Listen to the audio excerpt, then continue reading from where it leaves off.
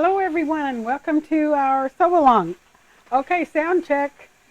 Last week it was just kind of one of those crazy deals on my screen. When I started, I didn't notice that I had no sound indicator. Today it's showing up nice and strong, so I'm assuming we have sound. If not, Tony will tell me. It took me about 30 minutes to figure out what little button had been pushed that wasn't supposed to be pushed that took away our sound. But anyway, we have sound today. So first of all, I'd like to kind of update you and remind you of classes we have coming up. So we do have sound because Tony's got the monitor over there and I can hear that. So I know that at least she's hearing it. So the classes that we have coming up, I wanted to share with you a couple of things just to remind you. The one on the right is the Cascade, the Ruby Star Cascade.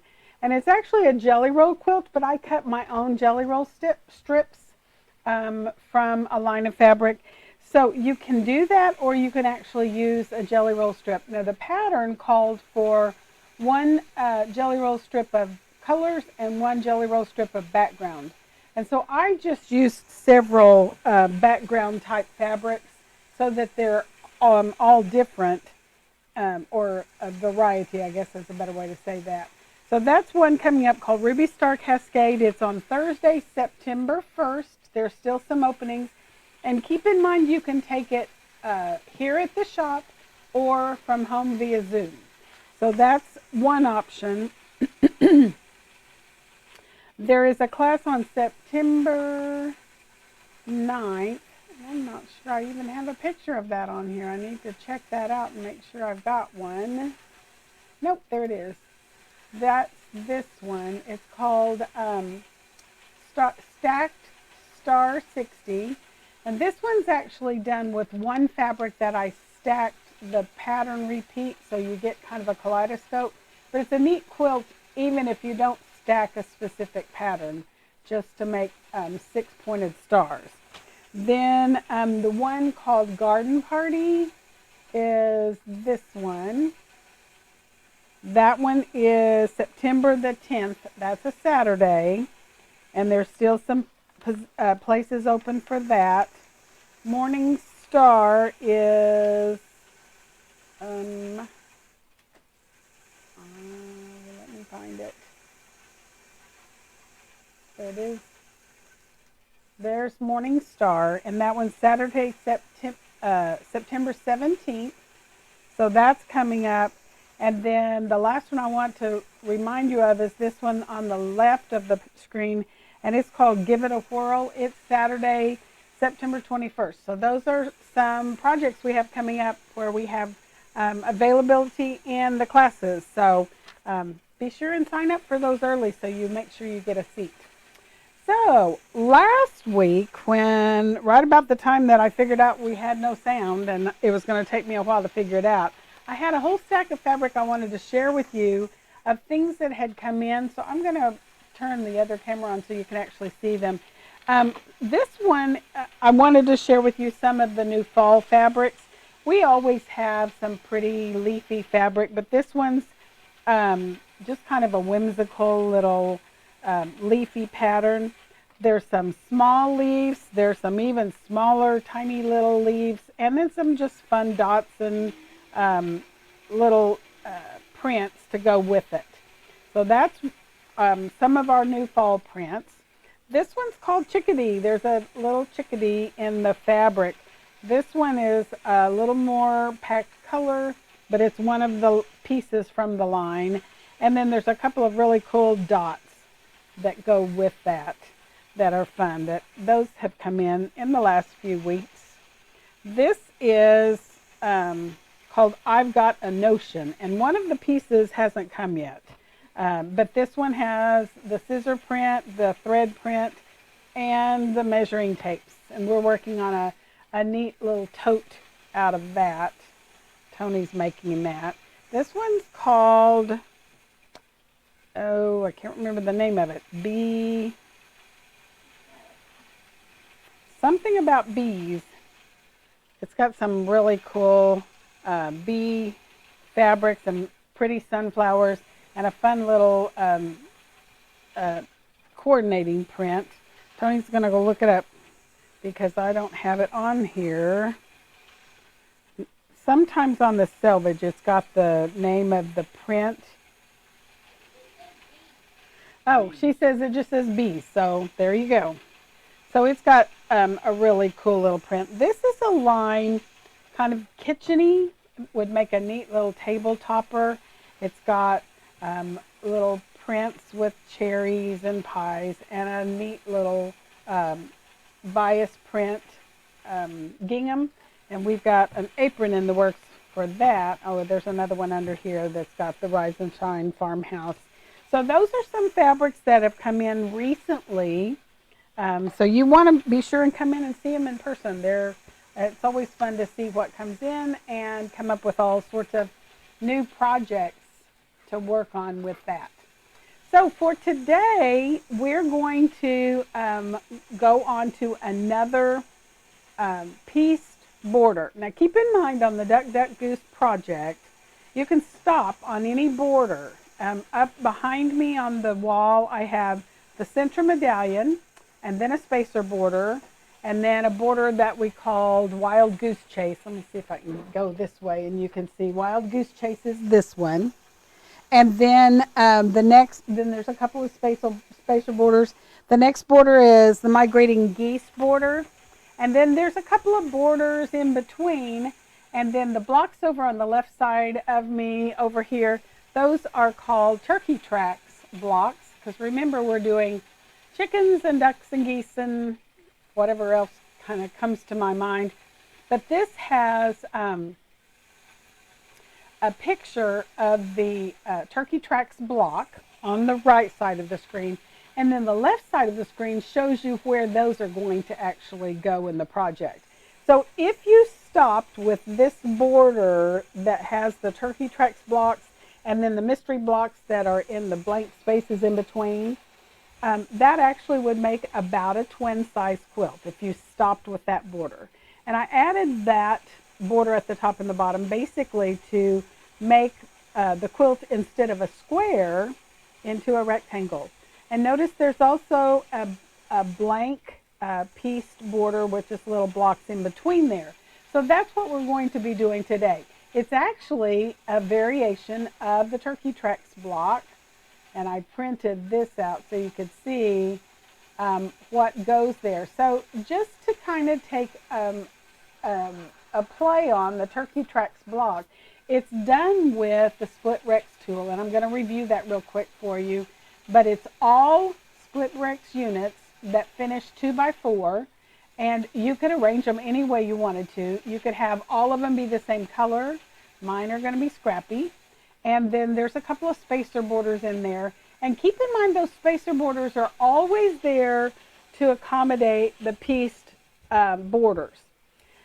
Also, just for instance, on the gold border that says 2.5 by 5, 52.5 on the top and 2.5 by 48.5 on the sides, that is mathematically what that border should be in order for that to make the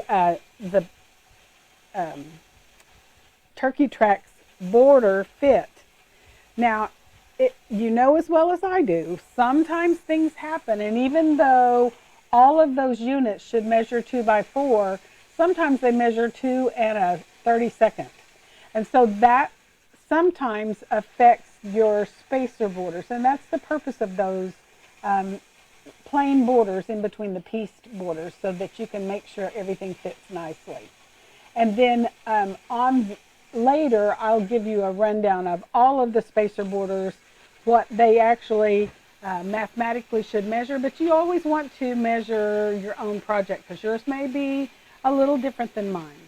The spacer border or the turkey tracks blocks with the big squares, those are 9-inch blocks. The turkey tracks border that we're adding, the colorful one that's right there on the outside of the Migrating Geese, that is a 4-inch border And so that is what we're going to work on today. So just a review of how you use the Split Rex tool to make those Split Rex units. So here is the Split Rex tool, just in case it's been a while since you've used this, or if you haven't done the Turkey Tracks block. Because if you did the Turkey Tracks blocks, this is the same technique, except it changes with the size that you're making. So the really cool thing about the Split Rex tool, it tells me right on the tool what size strips to start with according to the size finished unit I want. So here's my finished units. Let me get a couple of them so I can show you. And here's some that I've actually stitched together in pairs. And here's some singles. That's a 2x4 finished unit. And I chose to have all of my backgrounds in this border be the same, and then assorted colors of the other piece. So in order to do that, I need 5-inch strips of everything. So I actually had a stack of 5-inch strips of background, and I've cut several of them. I've actually got enough to make the border, but I wanted to review kind of how this works.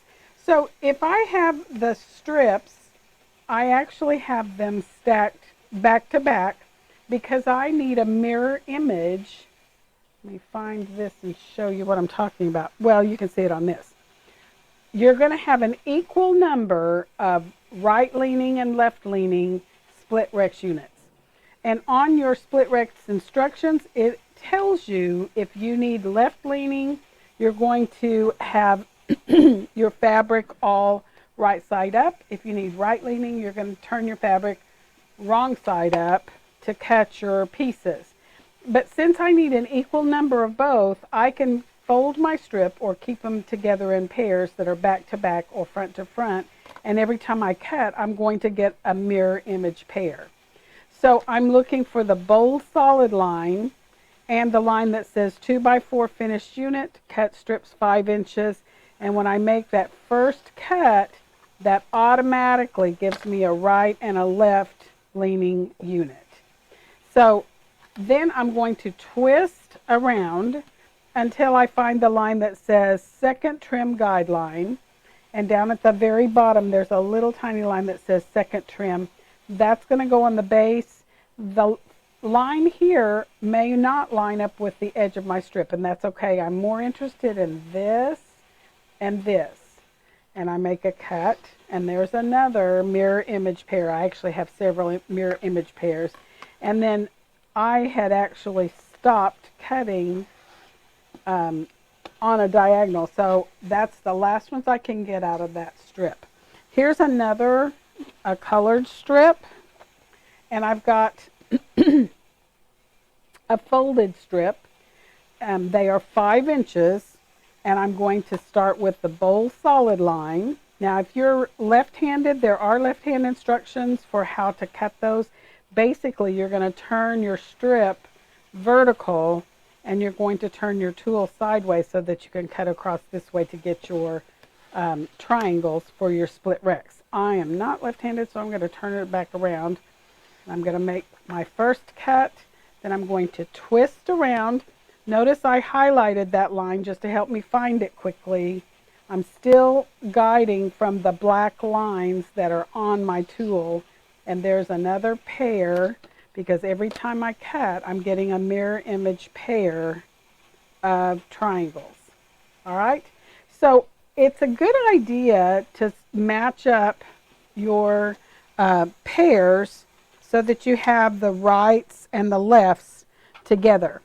So I'm going to do that with my background pieces as well, because I'm not ever going to stitch a right and a left together, because you can see that's not ever going to make a rectangle. So if I have all of my rights together and all my lefts together, then I'm going to be much happier when it's time to put them together. So I'm just going to separate them and put them in stacks, and then I just organize them on my plates so that I can just sit and assembly line sew a bunch of them. I'm going to sew a couple of them for you and then show you how I assemble them. So there's a stack of rights and a stack of lefts. We'll just take a couple of those. I think I'll just take a couple of these and get a couple of the opposite ones just to stitch. And like I said, I've actually already got everything I need for this project stitched, and I've got several plates with the pieces stitched together to create little units, because each border on the Turkey Tracks border, or each border of the Turkey Tracks border is made with those combination units that have 2 rights and 2 lefts, plus one pair in the center, and I'll show you what I'm talking about. So I've got my pieces here, and generally when I'm doing my assembly line sewing, I turn my pieces in front of my needle where I can actually see what's going to become a rectangle. That's what I was talking about. If you happen to get 2 of them together and it doesn't look like a rectangle, you're not going to be able to trim that. So you don't want to stitch those together. So if you see what it's going to look like before you sew it, you're going to be a lot happier. And I'm just going to flip those together. It went flying. And I want a little bit of an ear sticking out on both ends. There's a little bit of ear on that end. And I don't have to fuss with it because I've got plenty of room to trim to the size I need. I'm just aligning this edge on the long diagonal edge so that I can stitch that, and I'm using my 1/4 inch patchwork foot and stitching along that edge. And I started with a fabric tag, and I'm just going to assembly line sew several of them. I don't remember off the top of my head. I have it written down on your handout how many pairs you need. And I actually sat down and sewed all of them assembly line style like this and trimmed them assembly line style. So they're ready to put together, and I got it all done at once. So here's my left leaning. I just got through sewing 2 right leaning. So I'm going to stitch my left leaning. And again, you just want a little bit of an ear sticking out on both ends. There's that ear, and then there's going to be one at the bottom. And stitch that on. This is the basic process for making the split Rex units for the Turkey Tracks blocks as well. But keep in mind the Turkey Tracks blocks actually have a 1 inch by 2 inch split Rex unit.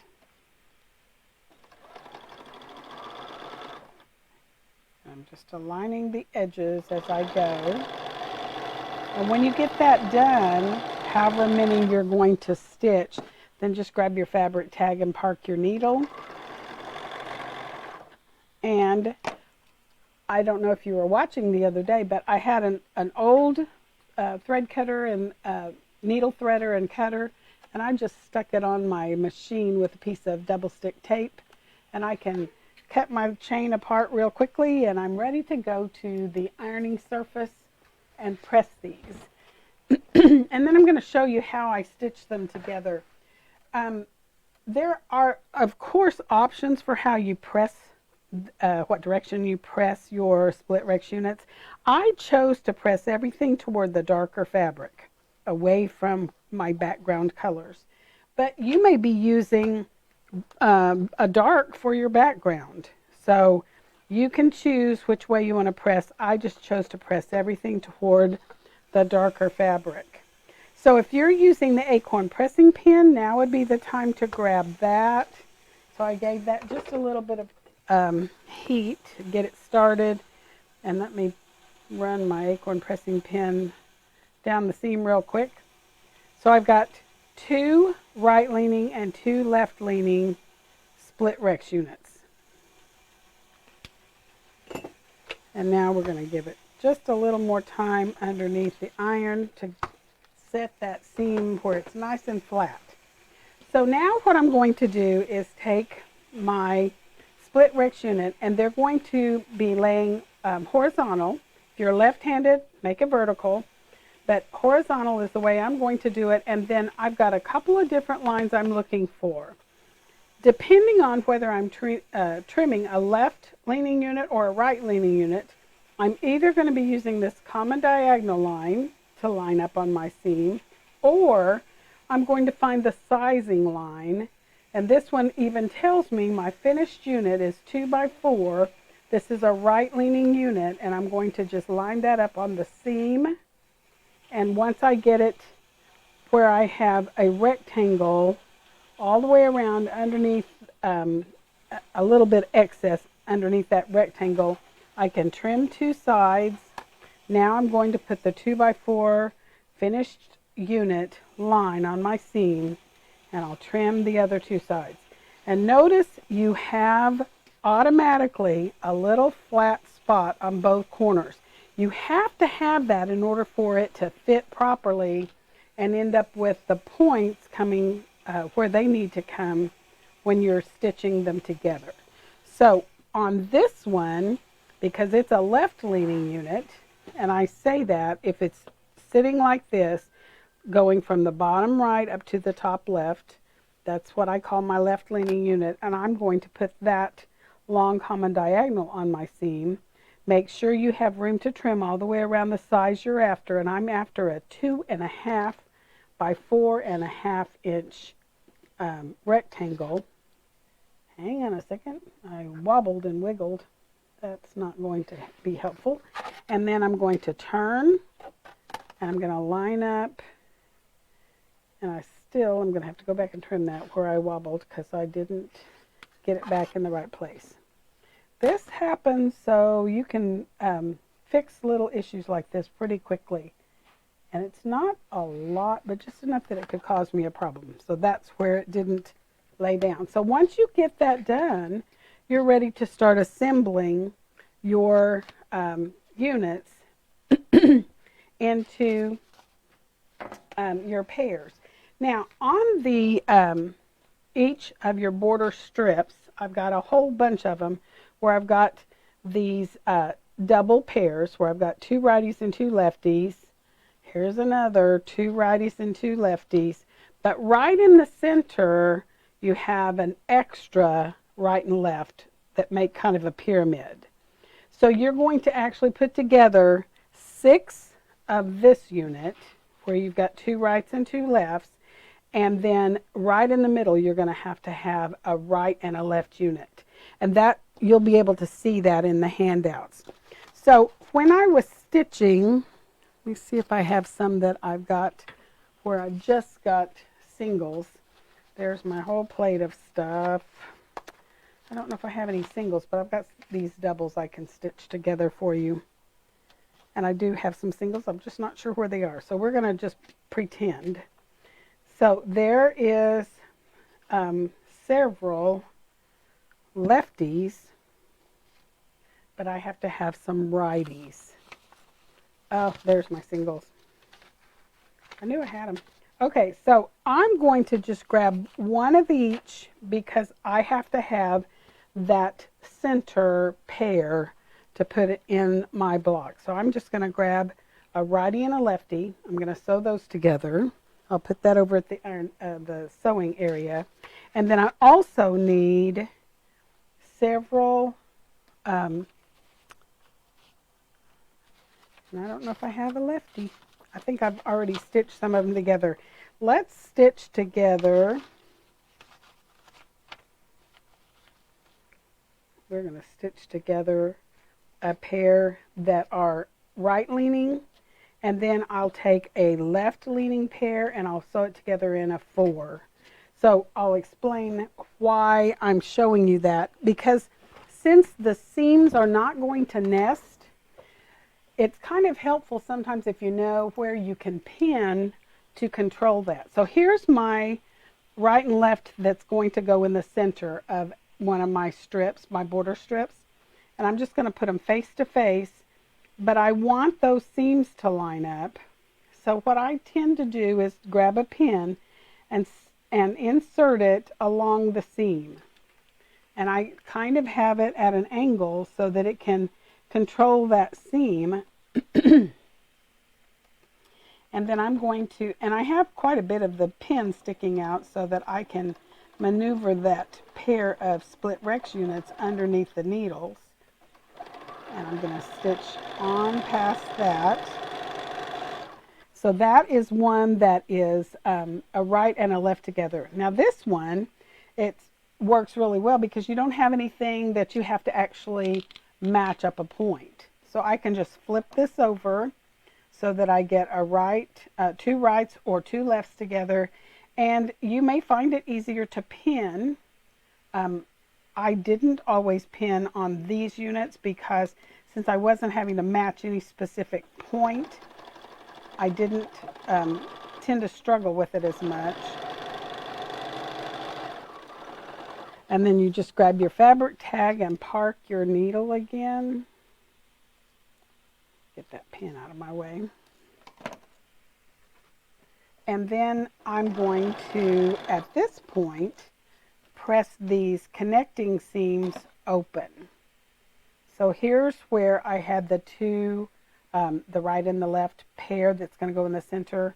And I just press this particular combination open. Any of these that I've gathered together, even this one, I press that connecting seam open. And it makes it a little easier to deal with. So when I put together my 6 pairs that have 2 rights and 2 lefts, then I also press that open as well. And I pin this the same way that I pressed the right and the left together, like here. I'm going to flip them together, and I tend to find putting the edge where I'm trying to match up that seam, if I put that through the needle first, I tend to have a little bit easier time keeping them controlled. So I'm going to just stitch that, and I'm going off of my fabric tag. And you're going to find that the more of these you stitch, the easier it gets to stitch them where you end up with your point where you need it to be.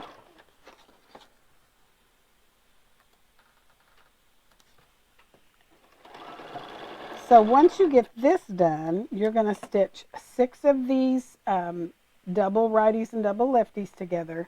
This also would be pressed open.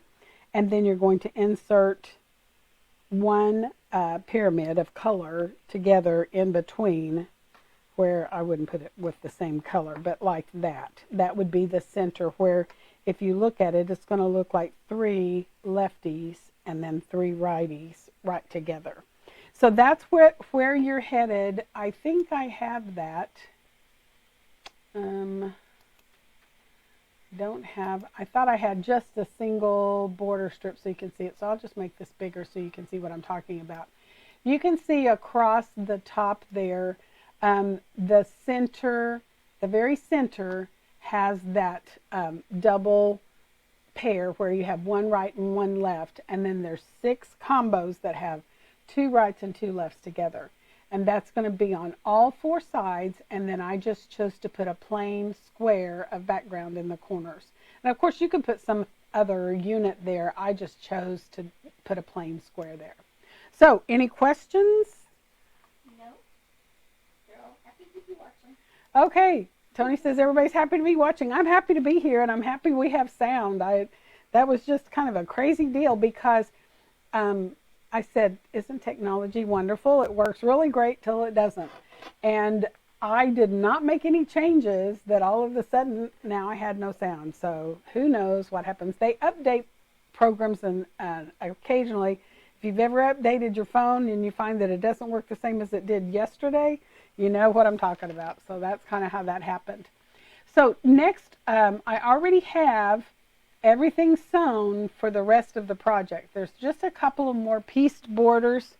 And so next week we'll be doing the block that's going to actually fit in between those turkey tracks. I keep wanting to say migrating geese, and I know that's not right. So I've got those blocks ready. Tony helped me sew those, and so we've got those ready.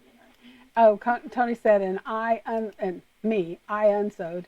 So I have to tell you, our daughter Carly has been sewing some this summer, and occasionally something has to come out, and she makes me take it out because I told her early on this summer that that's my superpower. So she decides she's just going to let me take out anything that needs to be taken out. Wait, Pam, is there an easy way to make 6-inch blocks not so bulky? Okay, explain that again. Okay, the question was, is there an easy way To make 6-inch blocks not so bulky. Well, sometimes the bulkiness of a block just happens naturally because of how many seams are in it.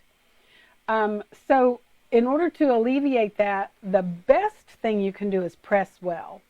And sometimes that's when you see me pressing open to alleviate some of the bulk. Just because the more seams you have coming together in a small space, the more important it is to diffuse some of those seams so you don't have as much coming together all at once. That's why on this I press open, where I'm putting things together where I have several seams coming together. And then that automatically makes my 1/4 inch where it needs to be. I don't know if that answered your question, but generally when things are too bulky, it's because of the number of seams that are coming together. Like on the Turkey Tracks block, let me grab one off here and get a close-up of it, because that also is another one. This is not a 5-inch block, but there's a bunch of seams that come together in a small area. So this area right here is a 4.5-inch finished area. It's actually a 4-patch. If you look, you have 2 squares and then 2 double split Rex units. But in order for it to lay down nicely, I've got a little twizzle here. I pressed to the side on these, and I did not press these open. You might find that you like it better with those seams pressed open. I pressed toward the side. So it just kind of depends on what you're stitching, and sometimes I press my pieces to the side and then decide that's just too much bulk, depending on what it's going against, and I open up the seam and press it differently. So I don't press everything exactly the same. When I first started quilting 30 years ago, everybody pressed everything to one side, no matter what. Well, some things that just creates too much bulk in the seams. Did that help? Yeah, and then one lady says when you press it open, you shouldn't stitch in the ditch. Well, that's the catch. Depending on how you're going to quilt things, if you press your seams open, it's much harder to stitch in the ditch because you really have no ditch. You're stitching across your ladders of thread. So that's also a consideration. That's not to say I never stitch in the ditch when I've pressed open, but that was one reason for people pressing to the side, so that they had a nice ditch to do their ditch stitching. A lot of people don't stitch in the ditch anyway, so that also plays into it. And also depends on whether you're hand quilting or machine quilting, so that makes a difference as well. Any other questions? You're always welcome to put questions in the comment section, even if it's not live, because I do read them later, and occasionally we get comments through the week of people going back to watch the videos and ask questions. Also, don't forget to remind your friends they can watch on our YouTube channel, and feel free to go to our YouTube channel and subscribe, and make sure you like us on Facebook so that you can keep up with what we're doing, and Facebook knows you're watching. So knows we're having people watch, I guess is the best way to say that. All right, so next week we'll have another pieced block to fill in the spaces in between the Turkey Tracks blocks. And so until next week, happy sewing. We'll see you next week live at 5. Bye-bye.